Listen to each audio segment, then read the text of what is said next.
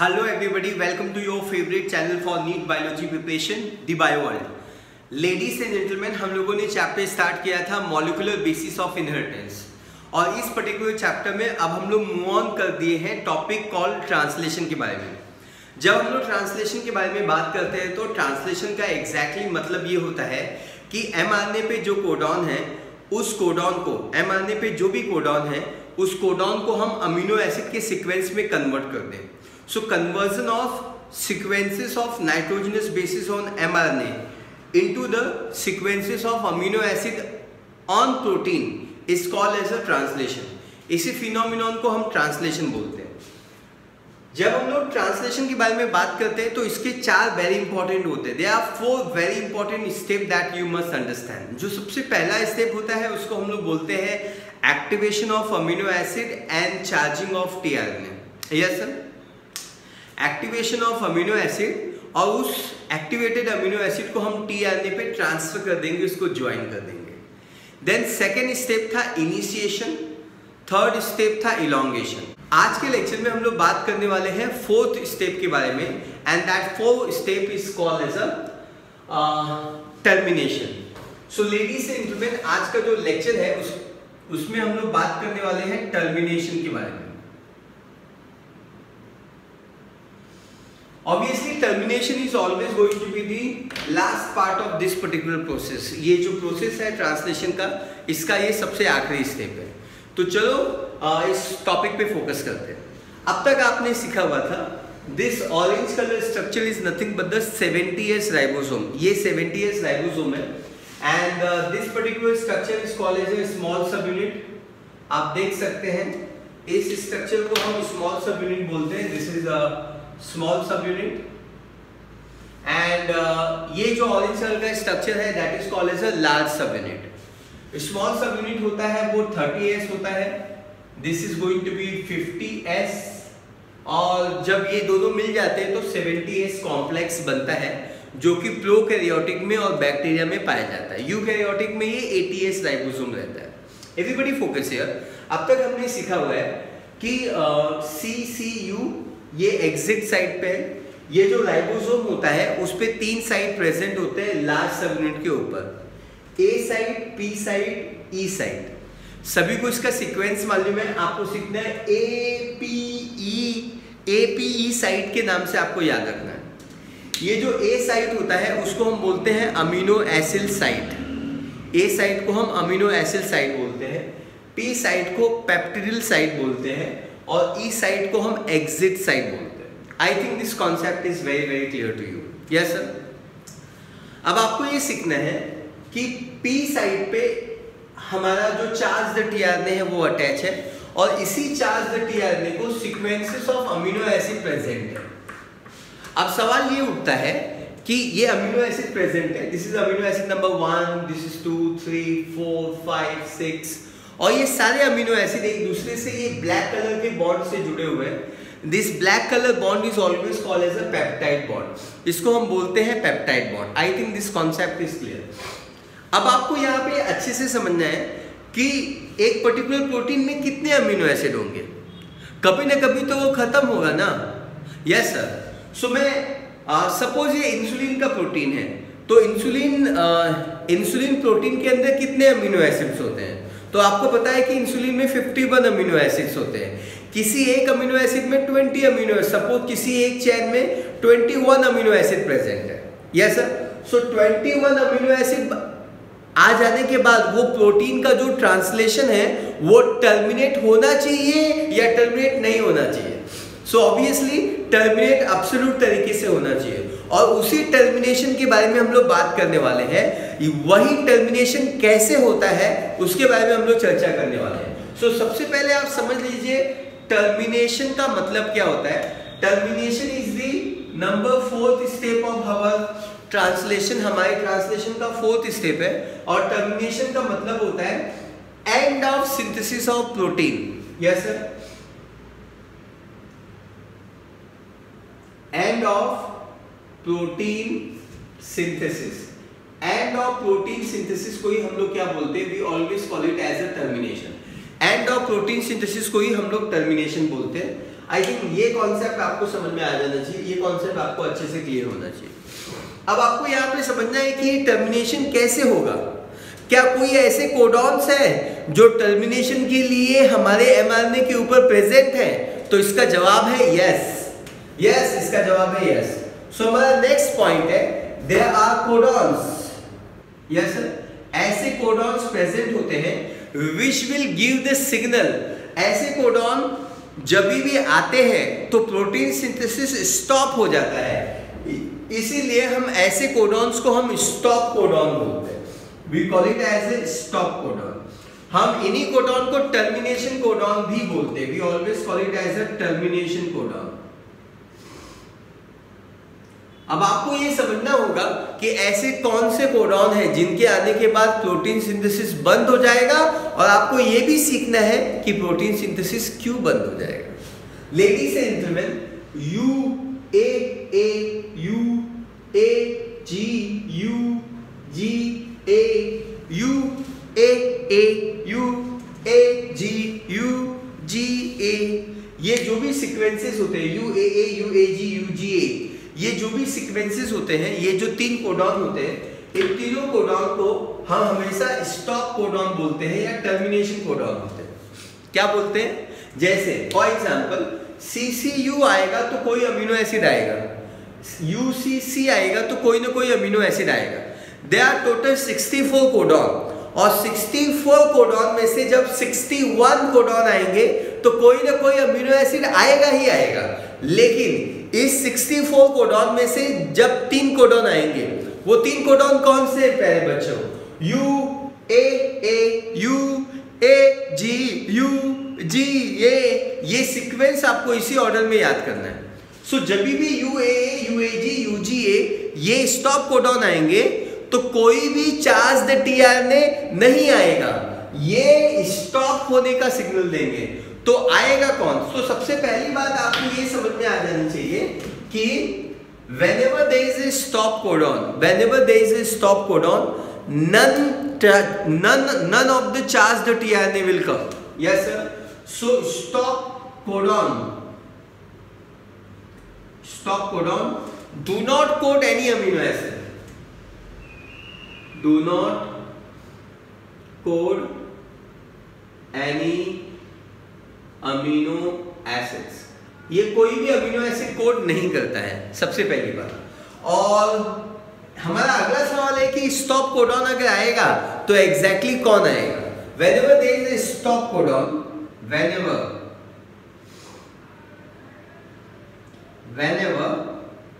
there will be stop codon, जब भी there will be stop codon, जहां पे भी जब भी स्टॉप कोडॉन आएगा तो उस stop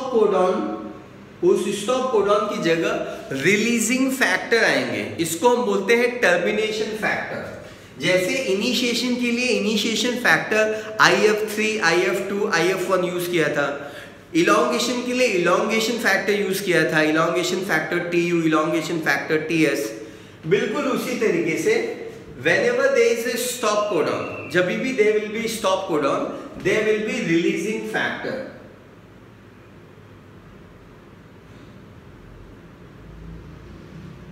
There will be releasing factor, हमेशा releasing factor होगा। और ये releasing factor जो होगा उसको हम लोग बोलते हैं प्रोकैरियोटिक में RF1 एंड यूकैरियोटिक में हम इनको बोलते हैं RF2। I think this part is very very clear। पक्का? I think ये पार्ट क्लियर है। RF1 एंड RF2 100% क्लियर है। अब जरा यहाँ समझने की कोशिश करते हैं।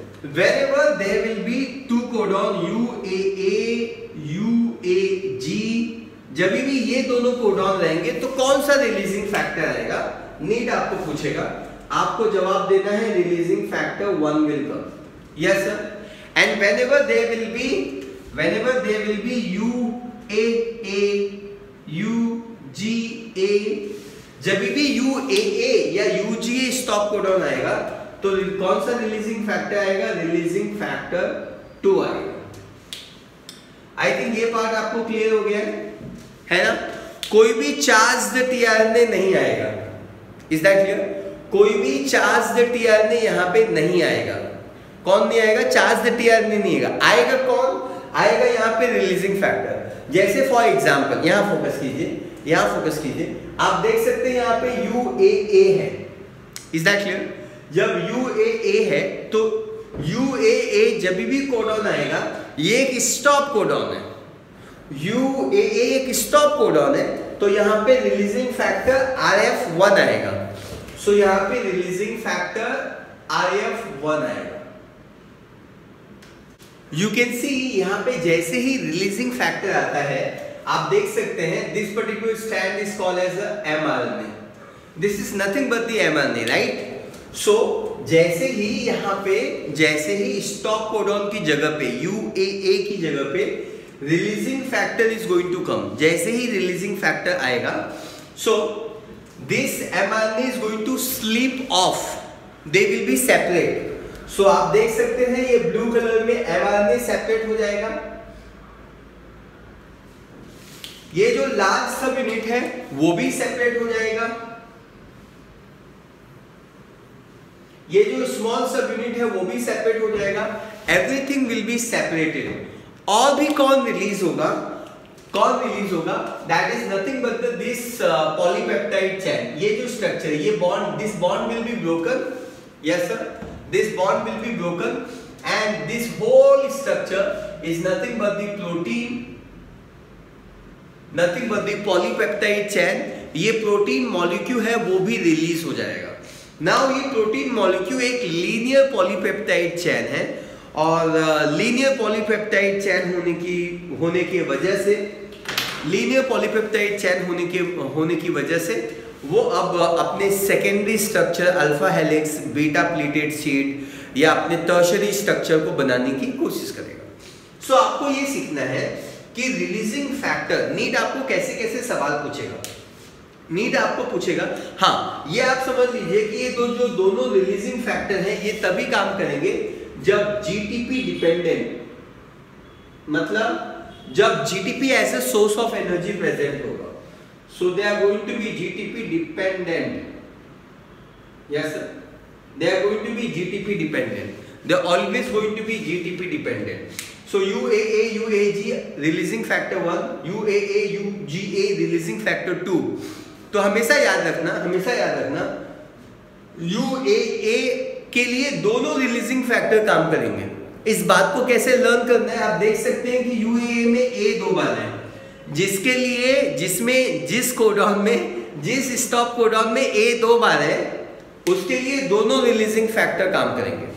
यूकैरियोटिक के लिए यही जो रिलीजिंग फैक्टर होता है यूकैरियोटिक के लिए वो E रिलीजिंग फैक्टर 1 हो जाता है। E रिलीजिंग फैक्टर 1 हो जाता है। So I think this concept is very very clear. मैं एक बार फिर से समराइज कर देता हूं ताकि आप अच्छे से समझ सकें। टर्मिनेशन का मतलब क्या होता है? टर्मिनेशन का मतलब होता है एंड ऑफ प्रोटीन सिंथेसिस। किसकी मदद से होता है? बिकॉज ऑफ स्टॉप कोडॉन और टर्मिनेशन कोडॉन। कौन है वो codon? O, UAA, UAG, UGA, इनका नाम आप सभी को पता है। UAA is nothing but the Olki, Ambal and Opal। Yes sir, ये इनके दूसरे नाम है जो मैंने आपको जेनेटिक कोड की प्रॉपर्टी में मैंने आपको सिखाया था। एवरीबॉडी फोकस है। जब भी स्टॉप कोडॉन आएगा, do not code any amino acid. जब भी स्टॉप कोडॉन आएगा ये कोई भी अमीनो एसिड कोड नहीं करेगा। Whenever stop codon will come तो रिलीजिंग फैक्टर की जरूरत पड़ेगी। वो रिलीजिंग फैक्टर RF1 होगा और RF2 होगा in case of prokaryote. RF1 जब भी स्टॉप कोडॉन UAA आएगा या UAG आएगा तो कोई tRNA नहीं आएगा, उसकी जगह पे रिलीजिंग फैक्टर 1 आएगा। Whenever कोडॉन UAA और UGA आएगा तो नेक्स्ट रिलीजिंग फैक्टर RF2 आएगा। UAA के लिए RF1 भी आ सकता है और RF2 भी आ सकता है। तो यहाँ पे आप देख सकते हैं कोई भी ट्रांसफर करने नहीं आएगा, कोई भी tRNA नहीं आएगा, है ना।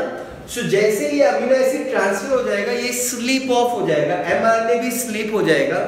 ये जो दोनों सब यूनिट है, large sub unit and small sub unit, they are going to be segregated और separation of large and small sub unit is called as a dissociation. Yes sir, so ये बात को भी आपको हमको यहाँ पे लिखना होगा, separation of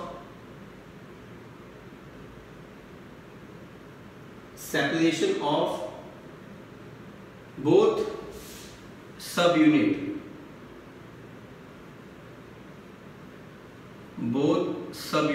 is called separation of both the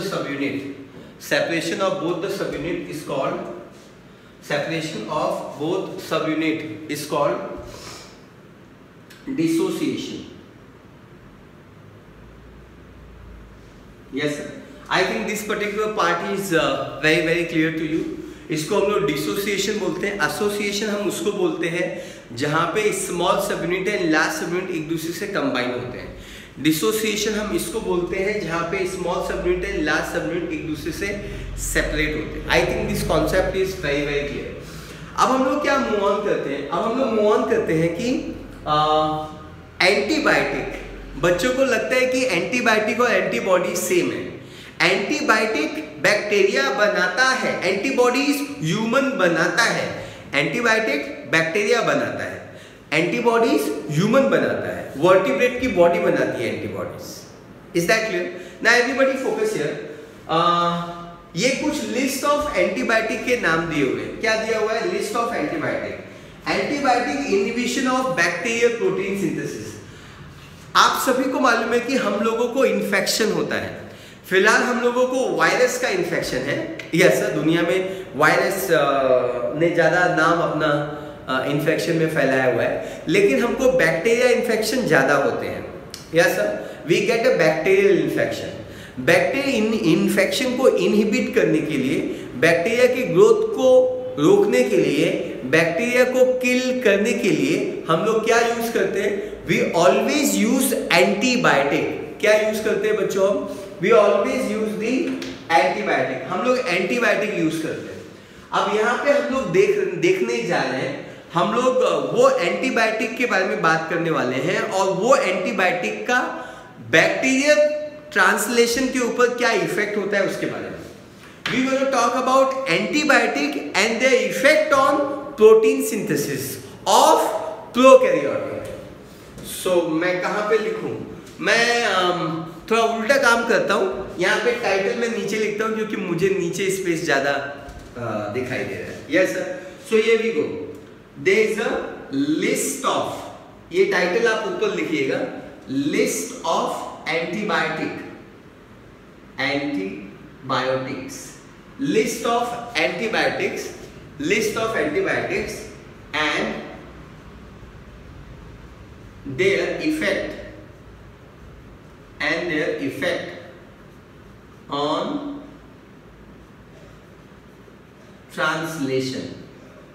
translation का मतलब होता है प्रोटीन सिंथेसिस। ये किसके प्रोटीन सिंथेसिस के बारे में बात हो रही है? ये हम लोग ई कोलाई के प्रोटीन सिंथेसिस के बारे में बात कर रहे हैं, या हम प्रोकैरियोटिक के प्रोटीन सिंथेसिस के बारे में बात कर रहे हैं।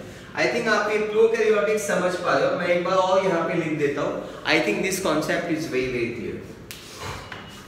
यस सर, तो सबसे पहला एंटीबायोटिक जो हम लोग इस समय बात कर रहे हैं, the first antibiotic is called as a streptomycin. क्या है पहला एंटीबायोटिक? स्ट्रेप्टोमाइसिन है।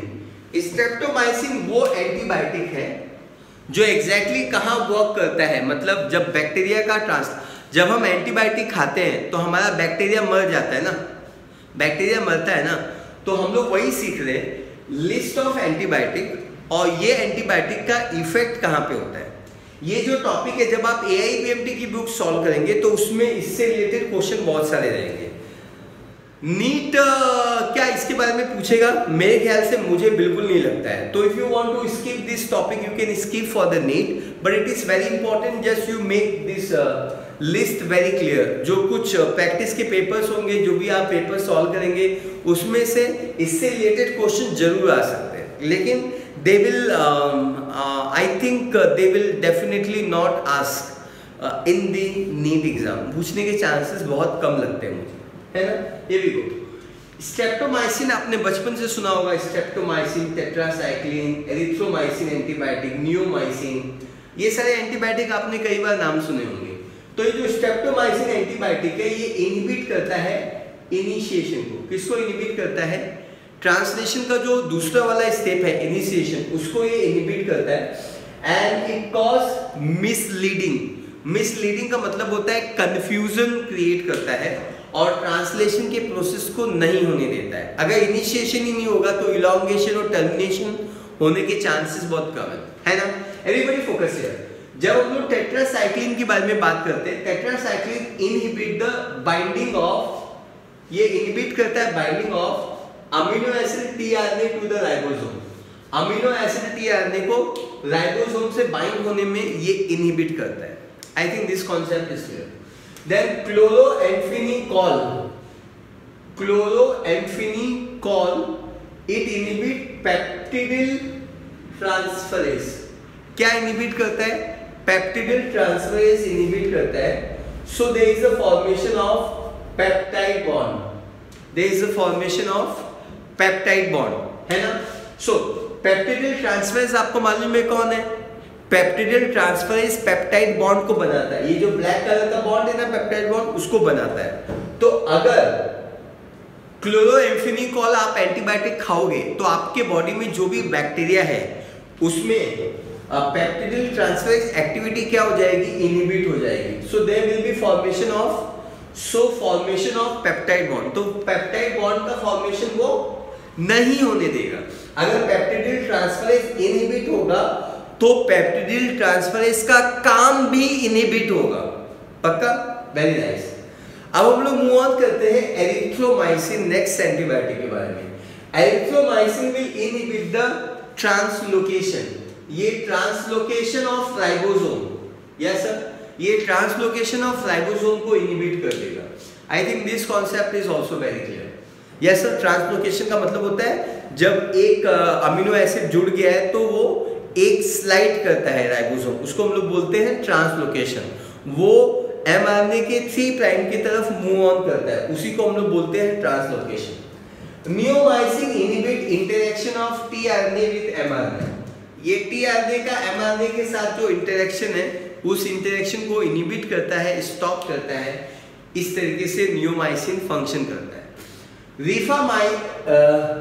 Rifampicin and actinomycin, yes sir, ये आरएनए सिंथेसिस को स्टॉप करते हैं। मतलब ये आरएनए पॉलीमरेज को स्टॉप करते हैं, आरएनए पॉलीमरेज को इनहिबिट करते हैं। I think this concept is also very clear. Puromycin bind to the, puromycin बहुत ही स्पेशल है और इसलिए इससे रिलेटेड ज्यादा सवाल पूछे जाते हैं। पहले ये समझ लीजिए कि प्यूरोमाइसिन स्पेशल क्यों है। स्पेशल इसलिए है क्योंकि अगर आप ये एंटीबायोटिक खाएंगे तो ये दोनों पे वर्क करता है। मतलब ये प्रोकैरियोटिक पे भी वर्क करता है और ये यूकैरियोटिक पे भी वर्क करता है। मतलब अगर आप ये एंटीबायोटिक खाएंगे तो ये आपके बॉडी पे भी अफेक्ट करेगा नेगेटिव तरीके से और बैक्टीरिया को भी अफेक्ट करेगा। यस सर, सो ये एंटीबायोटिक हम रेयरली देते हैं ह्यूमन को। अगर other antibiotics available we will not use this antibiotic. क्यों? क्योंकि इसका साइड इफेक्ट ज़्यादा होगा, क्योंकि ये इंसानों का जो सेल्स होता है, ह्यूमन का जो सेल्स होता है वो यूकैरियोटिक सेल है। ये एंटीबायोटिक यूकैरियोटिक और प्रोकैरियोटिक दोनों सेल को अफेक्ट करता है। सो प्यूरोमाइसिन एग्जैक्टली करता क्या है समझ जाइए। प्यूरोमाइसिन बाइंड करता है C terminal site of the growing peptide chain. Protein का जो सी टर्मिनल साइट रहता है उसको ये बाइंड करता है and it causes premature termination. Yes sir, C terminus को बाइंड होता है। ऑब्वियसली आपको मालूम है ये जो प्रोटीन है ये इसका एंड टर्मिनस है ना। ये एंड टर्मिनल मतलब अमीनो एंड। अमीनो एसिड में एक एंड होगा अमीनो एंड, दूसरे एंड को कार्बोक्सिल एंड बोलेंगे या सी टर्मिनस बोलेंगे क्योंकि उसमें सी रहता है, कार्बोक्सिल। सो अगर आपने प्यूरोमाइसिन खाया तो प्यूरोमाइसिन इस सी टर्मिनल एंड को बाइंड कर देगा और बोलेगा कि प्रोटीन सिंथेसिस हो गया। तो आपका जो प्रोटीन में जो अमीनो एसिड, बाकी के अमीनो एसिड ऐड होने वाले थे वो अब ऐड नहीं होंगे। ये प्रीमैच्योर कंडीशन में ही प्री मैच्योर मतलब मैच्योर होने से पहले के कंडीशन में ही प्रोटीन सिंथेसिस क्या हो जाएगा, बंद हो जाएगा, स्टॉप हो जाएगा. So it bind to the C terminus of growing peptide chain and it cause premature termination of protein polypeptide chain. Yes sir, protein polypeptide chain का पहले से ही टर्मिनेशन कर देगा. So I think ये कॉन्सेप्ट क्लियर है. Streptomycin, tetracycline, chloramphenicol. मेरे ख्याल से नीट पॉइंट ऑफ व्यू आप एरिथ्रोमाइसिन पढ़ लो, स्ट्रेप्टोमाइसिन पढ़ लो, टेट्रासाइक्लिन पढ़ लो.